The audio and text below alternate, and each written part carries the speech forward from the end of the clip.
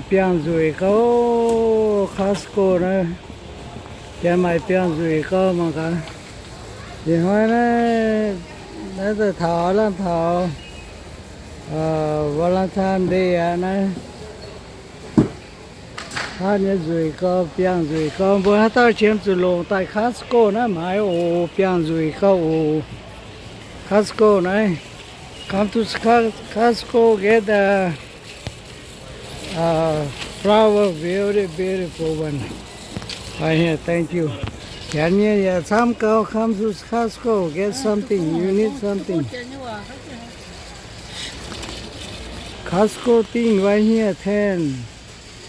Everything, cooler box, everything, clothes, everything, really cheap. Sàn có yếm Costco như cái này nè, tới chiếm từ lồng tới mãi. Sàn hai ô. Đôi hồi là sàn có cái gì. Nên xin ô. Cầm trái phía là sàn có mà cả. Nhiều bùa là phía đòn hết sàn có. Như sàn khu có, nhà tôi khu như tại lỗ kế tại mãi. Tại đó cho Costco này. Everything cheap, good, very cheap. Okay. Như thế mình买năm chỉ phiếu. Nhưng nhà买3 tiền rồi tiền.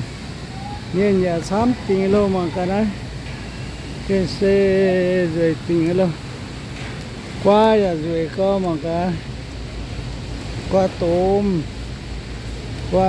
Qua rau. Qua bên. Nhưng nhà rồi có.买 3 có rồi có. Nhưng nhà rồi tiền dưa, nhưng nhà rồi có khú có giàu hổ rồi hổ đèn xinh ô cá nó chỉ biết rồi có mà cả ô nó làm chỉ biết rồi có mà cả dễ nghe luôn đấy má pet á cả đây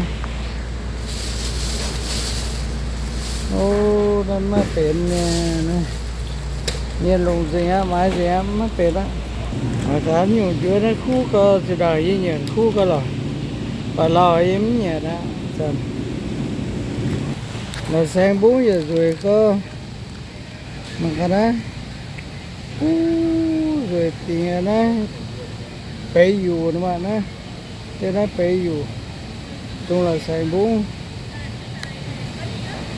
đây mà cả rồi tiền á thế nó sắm chân cái rồi tiền lo mới xem chủ nhà tại mãi nó kinh khú cơ phải xin cá seafood nhung nhà mày nhưng mà rồi lâu hiện á kiếm từ lỗ như tại lối này ồ cái rồi khú có ồ